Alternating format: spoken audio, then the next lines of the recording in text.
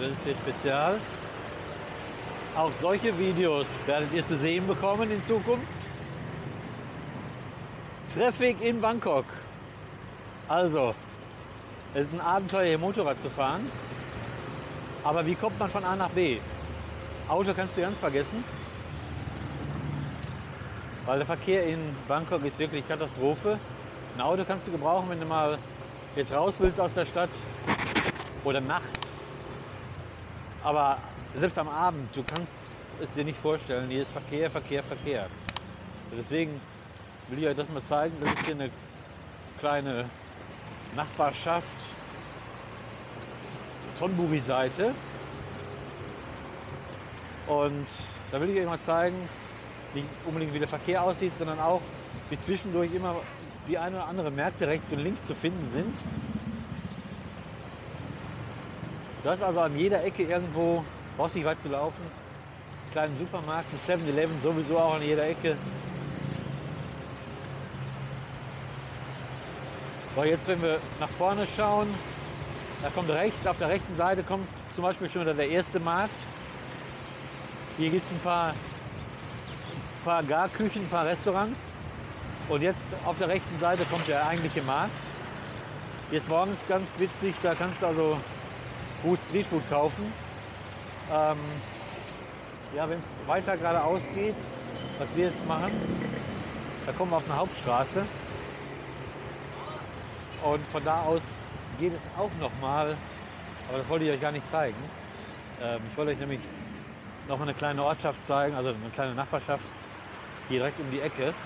Wir kommen nachher auf die Straße, die wir jetzt erreichen würden, wenn wir weiter geradeaus fahren würden. Aber ich mache es jetzt mal anders. Und zwar fahre ich jetzt hier wieder ein Stück zurück und dann rechts rein.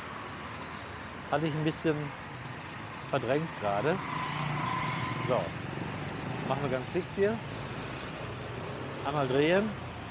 Und du musst dich hier wirklich dem Verkehr anpassen. Einfach, ich sage mal, driving like a Thai. Ansonsten gehst du hier unter. Mit dem Flow oder auch nicht. Flexibel sein hier.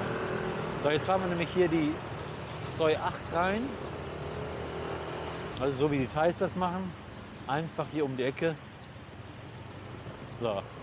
Hier kommt nämlich auch ein paar. Das ist nämlich ein richtiger kleiner Vorort hier. Dass man auch einen Eindruck davon bekommt, wie es aussieht, wenn du dich mal abseits von der Innenstadt bewegst. Das richtige Thailand, das richtige Bangkok. Ja, so wie es früher war. Jetzt hier am Ende der Straße gleich wirst du sehen, was ich meine.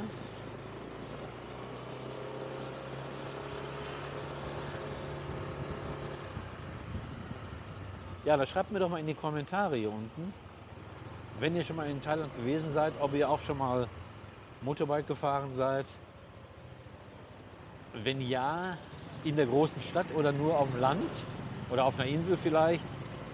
Ist ja mal ganz beliebt, auf Koh Tao oder Samui oder Phuket, wo auch immer, sich mal ein Motorrad zu leihen für ein paar Tage und ein bisschen die Gegend zu erkunden. Aber hier in der großen Stadt in Bangkok macht das eigentlich kaum jemand, sich hier ein Motorrad zu leihen. Hier rechts und links die Essenstände.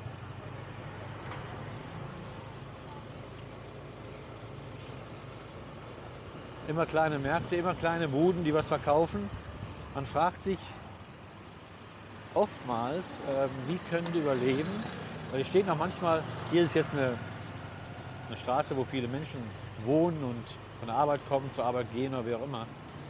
Aber manchmal auf einer Landstraße, weit und breit nichts und da steht jemand und verkauft irgendetwas, ob es Obst ist oder eine Suppe, Kokosnüsse. Da fragt man sich wirklich, kann der Mensch davon leben? Und einerseits würde man sagen, ja, dann, wenn er nicht davon leben könnte oder wenn es sich nicht lohnen würde, dann würde er da nicht stehen. Also es muss ja einen Grund haben, warum er da steht. Aber andererseits, wenn man die Thais so ein bisschen kennengelernt hat, weiß man, manches hat wirklich keinen Grund. Manches hat keinen Grund. Das hat er vielleicht schon früher so gemacht oder der Opa. Und er macht es heute auch so. Auch wenn es nicht mehr so ist, wie es war. So, und jetzt sind wir hier wieder auf der Hauptstraße. Und jetzt ein paar Minuten voraus kommt wieder ein größerer Markt, den ich auch sehr liebe, wo wir auch demnächst mal hingehen werden. Wir befinden uns also jetzt hier in dem Viertel Bankuntian. Können wir mal auf der Karte nachschauen. Vielleicht lasse ich euch mal einen Link in der Beschreibung unter dem Video, wenn ich dran denke. Und ihr müsst aber abends gucken, wenn du mal hier unterwegs bist. Guck einfach, wo sind die Thais? Wo sind die Thais? Wo gehen die gerade essen? Wo ist es voll? Da ist meistens gut. Manchmal ganz kurios, da verkaufen Leute die gleiche Art von oder ähnliche Art von Essen direkt nebeneinander. Der eine ist voll, der andere leer. Man weiß es nicht. Woran liegt es?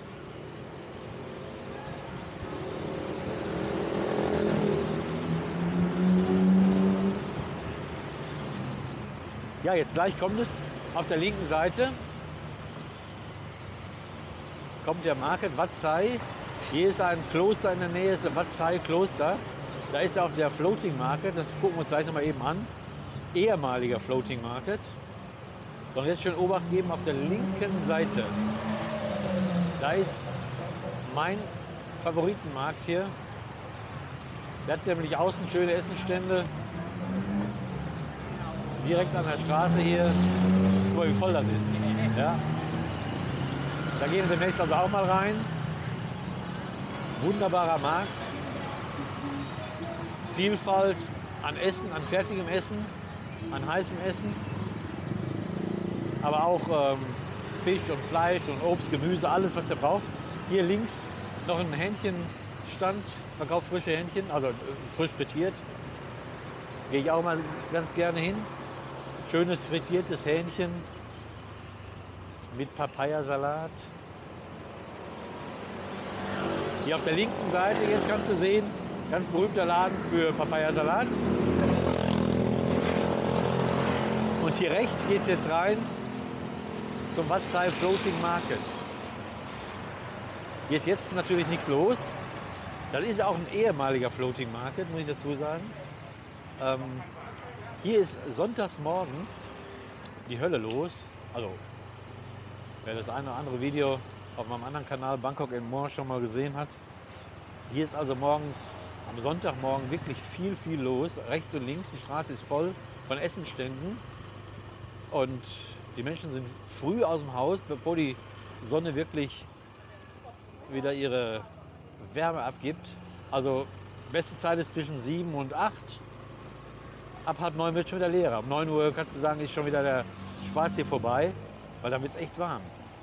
Und die Thais sind ja schlau, die wissen, wenn es warm ist, lieber nicht rausgehen. Hier rechts haben wir eine Schule. Jetzt vor uns, das ist die Bahnlinie, da ist der Zug. Guck mal, was wir für Glück haben. Hier fährt der Zug von, lass mich schnell nachdenken, von wo startet der? Der startet, glaube ich, in Vong Van Yai und fährt Richtung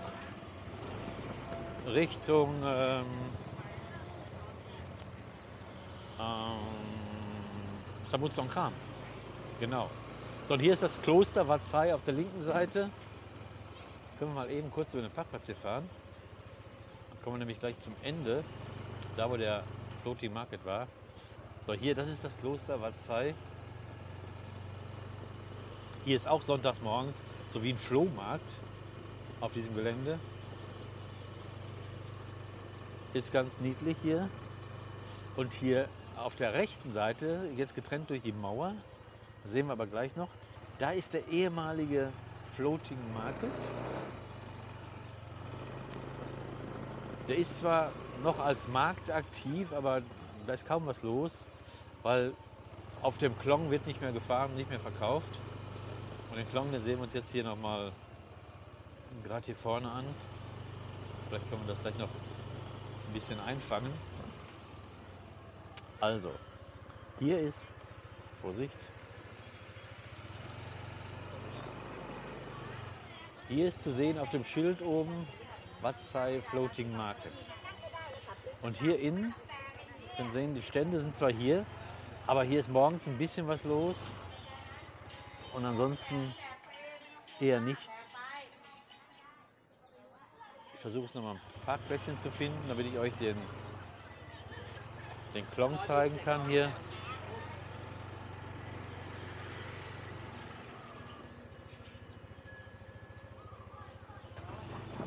Schönes Kloster, wie gesagt, am Sonntagmorgen ist hier richtig voll. Flohmarkt auf dieser Ebene hier. Und ja, ich halte jetzt mal hier an.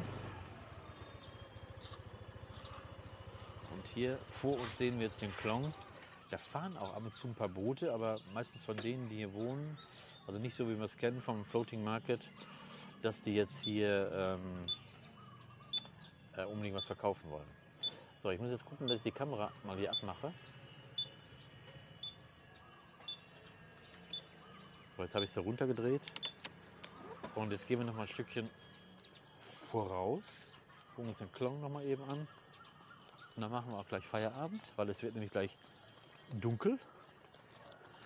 So, hier kann man gut sehen, die Leute schmeißen also hier, weil es ja der Tempel auch ist, lassen die hier Brot ins Wasser, um die Fische zu füttern.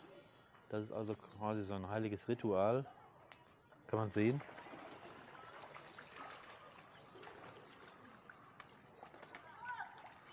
Das sind also riesige Fische. Guck mal her hier. Ja. Brot kann man hier direkt kaufen. Das sind kleine Brotverkäufer. Und das ist frisches Toastbrot. Die kaufen also frisches Toastbrot, verkaufen das hier fürs Doppelte und werfen es dann in den Fluss hier. Also Thailand live. Ja, und da kommt noch mal ein Boot. Also, ach, jetzt habe ich hier in die Kacke gegriffen. Guck mal hier. Also, allein schon. Naja. Einer derjenigen, der hier die Leute ein bisschen durch die Gegend fährt, wenn was zu transportieren ist oder wie auch immer, dann kann man ihn anheuern. Der fährt einen dann von A nach B. Ja, ich mache jetzt Feierabend. Ich muss nämlich jetzt sehen, dass ich meine Hand gesäubert kriege von der Taubenkacke. Und dann sehen wir uns im nächsten Video. Haltet durch und nicht vergessen, ein Abo dalassen, unten klicken auf Abonnieren, denn die ersten 1000 Abonnenten werden an der großen Verlosung teilnehmen. Seid gespannt, wie es weitergeht. Ich zähle auf euch. Bis bald.